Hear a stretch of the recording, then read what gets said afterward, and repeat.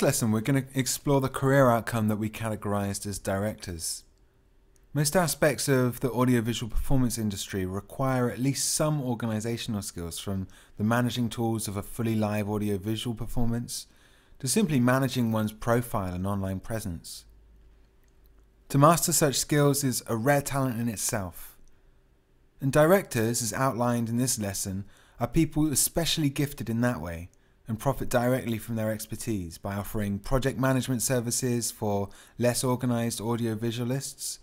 And more specific career outcomes for directors could also include an office manager or an event promoter, even a managing director for an audiovisual company.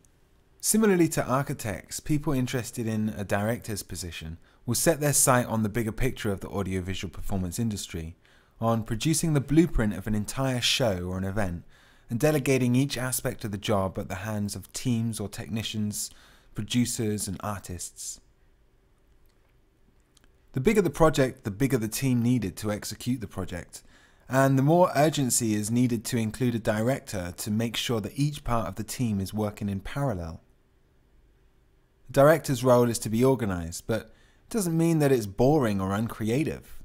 Directors' projects may include festival promotion, tour management, or directing music videos and other things. Directors can start out as independents for their own small-scale events, or just as well working as personal assistants for more reputable artists, producers, or other directors.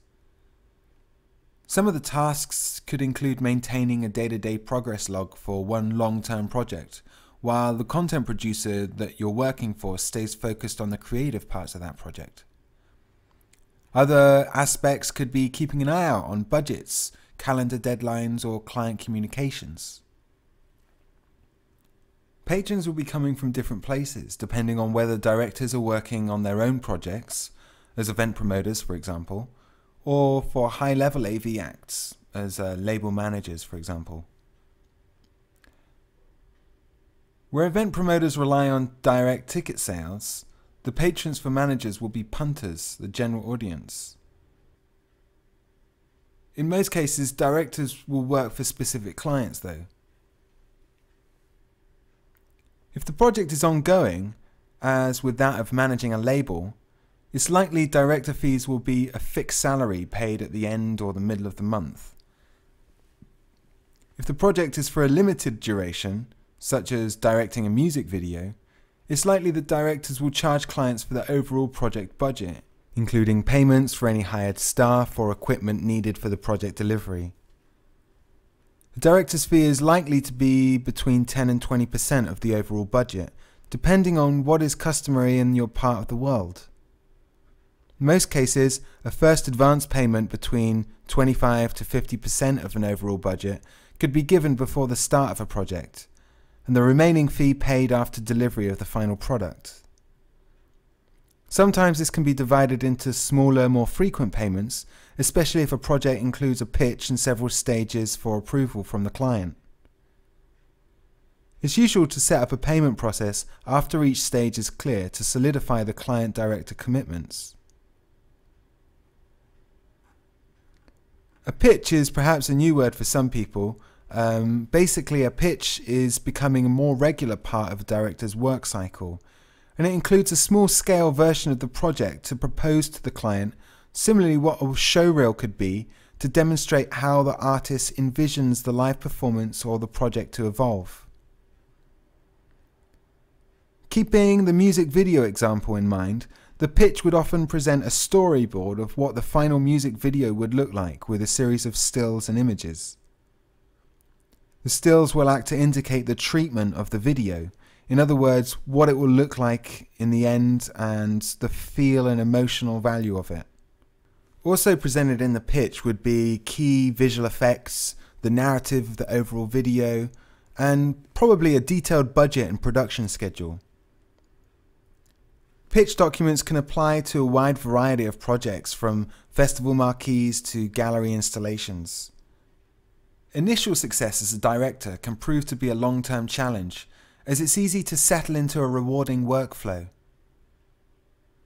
A great scenario is to be hired by up-and-coming clients which are growing at the same pace as you. But otherwise, being a director for an ongoing job that's too systematic from one day to the next may hinder and slow down your own growth. If this is the case, one way to grow would be to optimize your time per job ratio. In other words, as you improve your management skills, try to deliver the same job in less time. This, in effect, will allow you to allocate more time to newer jobs in your work schedule.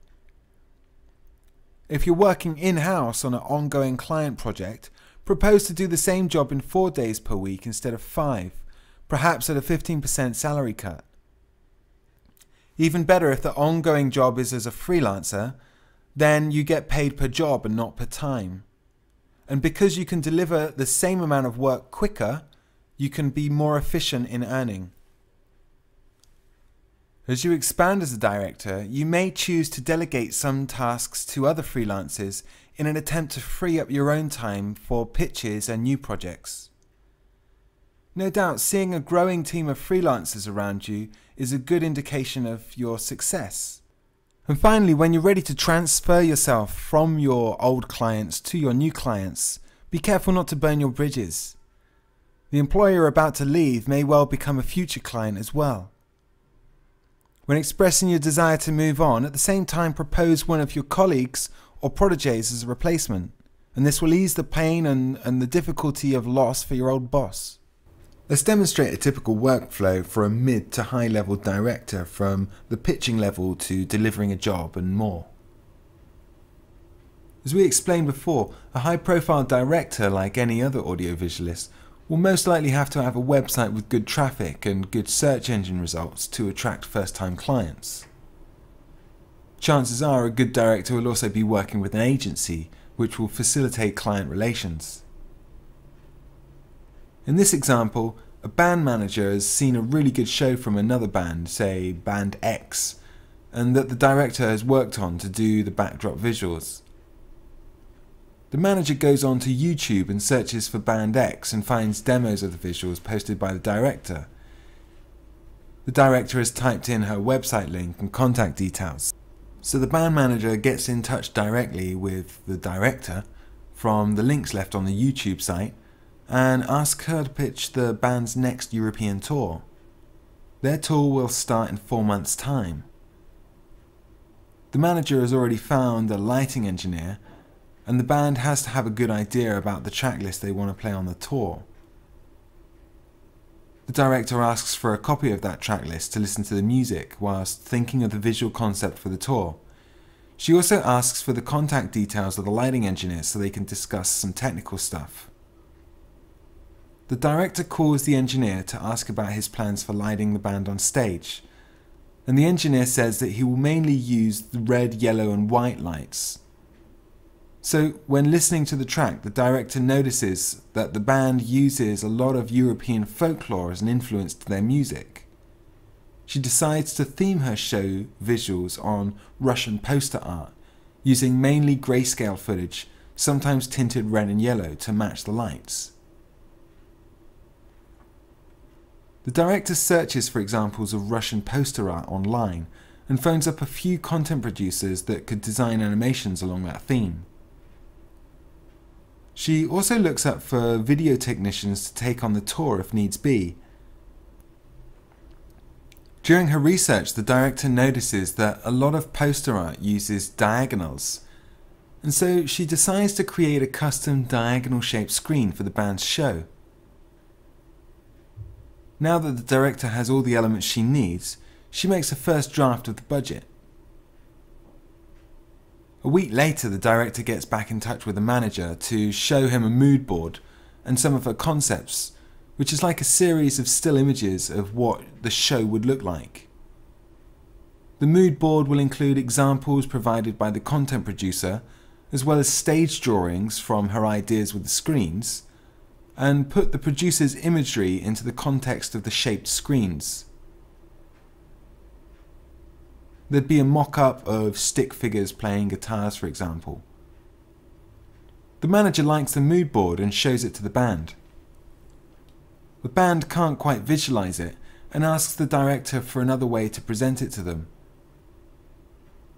The director comes back another week later and shows the band a scale model of their stage, complete with tiny screens, projected content, and human silhouettes to show the sense of scale.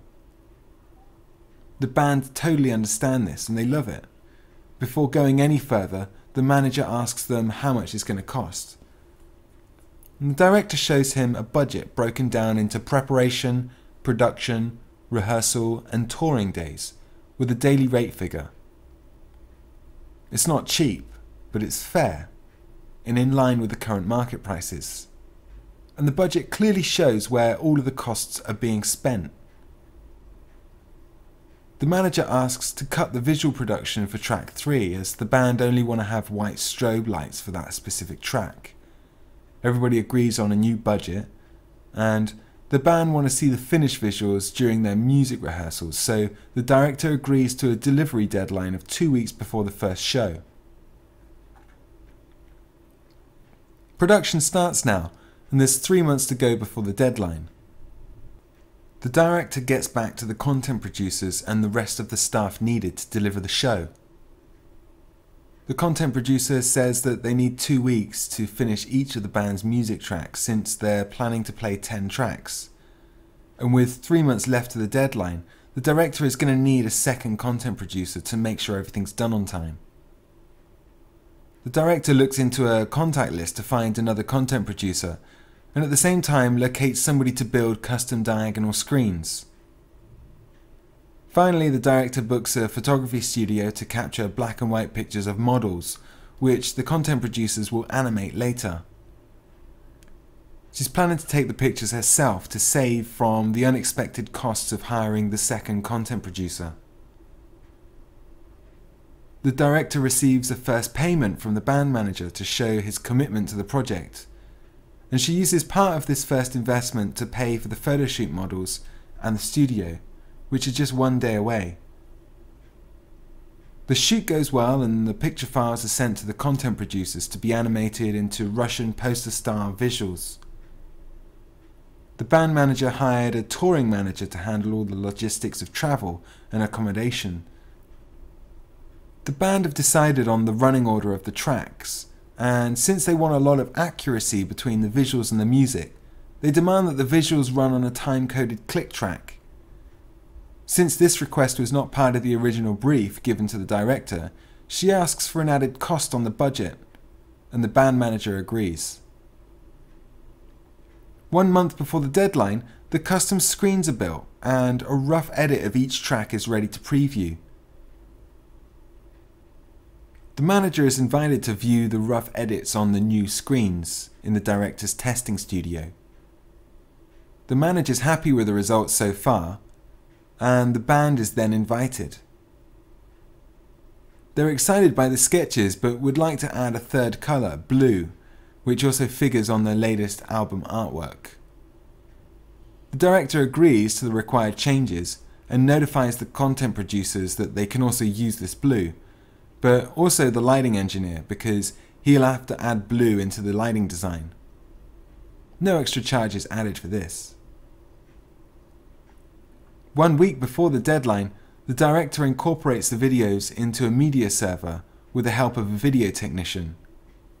They then check if each video is perfectly synced to the music's timecode. She's happy with the results, and the content producers deliver their final versions a few days later.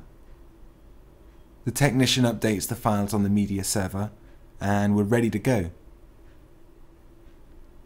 On the day of the deadline, the media server is taken to the band's rehearsal studio with a projector. The custom screens are left behind as they don't fit that studio, but the media server is connected to the band's own click track and timecode, so the band can rehearse for the next 2 weeks with the finished visuals projected in front of them. From the director's team, only the video technician stays for the whole duration of the rehearsals to operate the media server and make minor adjustments. The manager pays the director for the second half of the production budget. The latter in turn pays for the content producers who've finished their work. The video technician is paid an initial sum as he will carry on working through the tour, setting up and operating the band's visuals. The band plays a warm-up gig in their local city to an intimate crowd of die-hard fans. Even if this is a warm-up, all of the gear is installed properly, including the custom screens. The gig goes well, and they're ready to move on with the full touring schedule. The director moves on to other job opportunities, but keeps a tab on the tour to see if the band manager is continuing to provide the technicians' wages paid monthly. The director receives a high-quality backup file of the final edit from the content producers, which she files in her archive data drive, and publishes a small sample to a website, as well as YouTube, and as part of the promotion for a new contract.